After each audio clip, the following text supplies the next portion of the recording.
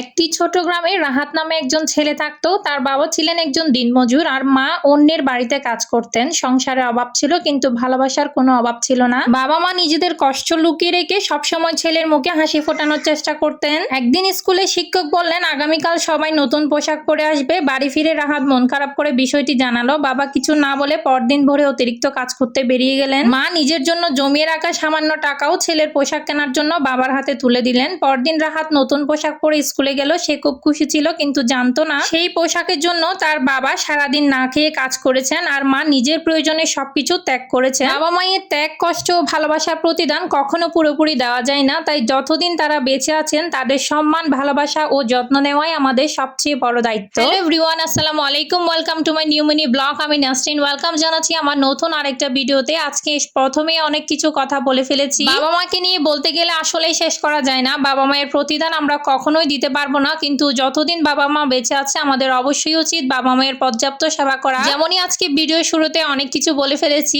রাহাত নামের একটা ছেলের গল্প নিয়ে। বাবা মা কিভাবে ত্যাগ স্বীকার করলো তার সামান্য নতুন পোশাকের জন্য। প্রতিদিন বাবা মা আমাদের জন্য অনেক ত্যাগ স্বীকার করে থাকেন, তাই আমাদের বড় হয়ে বাবা মাকে তাদের পর্যাপ্ত প্রতিদান দেওয়া উচিত। যদিও বাবা মায়ের ঋণ কখনোই শোধ করা যায় না, কিন্তু তবু আমাদের অবশ্যই চেষ্টা করা উচিত। তো আজকের ব্লগেও আমি আমার রান্নাবান্না দিয়ে কাজ শুরু করে দিয়েছি। আজকে কিছু আমি মাছ রান্না করার জন্য নিয়েছিলাম। আমি মশলাগুলো খুব ভালো মতো কষিয়ে নিয়ে তারপর রুই মাছগুলো দিয়ে দিয়েছি। রুই মাছের পেটি, তারপর রুই মাছের কিছু টুকরা ছিল, এগুলো রান্না করতেছি। মাছগুলো আমি মশলা কষে আসার পর দিয়ে দিয়েছি। আমি আসলে ভেজে রান্না করি না, মাছ ভেজে রান্না করাটা আমার ভালো লাগে না, কেমন জানি। আমাদের যখন ভাজা খেতে ইচ্ছে করে তখন এভাবে রান্নার থেকেই আমরা আবার তেলে ভেজে খেয়ে নিই, ওটা আমাদের কাছে বেশি মজা লাগে। তারপর আমি কিছু রুটি এখানে ছেঁকে নিচ্ছি। রুটিগুলো আমরা সকালে খাওয়ার জন্য ছেঁকে নিচ্ছিলাম। সকালে আসলে রুটি পরোটা না হলে হয় না। আমরা তিনজন মানুষ, তিনজনের জন্য 5-6টা রুটি ছেঁকে নিব। তো রুটিগুলো আমি খুব সুন্দরভাবে ছেঁকে নিয়েছি এবং রুটির সাথে ডিম ভাজি করার জন্য ডিমও নিয়ে নিয়েছি। সবসময় তো ঘরে আর মাংস থাকে না যে মাংসের ঝোল দিয়ে মাংস দিয়ে রুটি খাওয়া যায়। যখনই মাংসের ঝোল থাকে না তখনই আমরা ডিম ভাজি দিয়ে রুটিগুলো খেয়ে নিই। ডিম ভাজি দিয়ে রুটি খেতেও কিন্তু অনেক বেশি মজা হয়। শুধু মাংস দিয়ে যে মজা হয় সেটা না, মাংস তো আর সবসময় পাওয়া যায় না। রুটিগুলো আমার ফ্রিজে বানানো ছিল, আমি ফ্রোজেন করে রাখি। আমি একদিন বানিয়ে অনেকগুলো একসাথে রেখে দিই, 20-25টা। তারপর সেগুলো এক সপ্তাহ মতো খাই।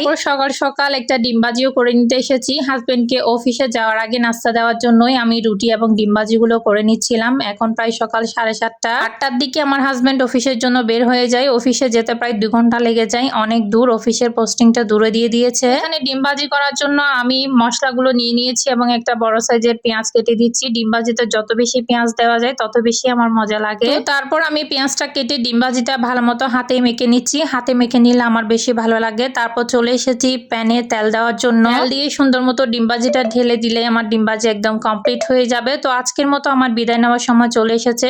ভালো থাকবেন, সুস্থ থাকবেন। আসসালামু আলাইকুম, thanks for watching my video. আল্লাহ হাফেজ।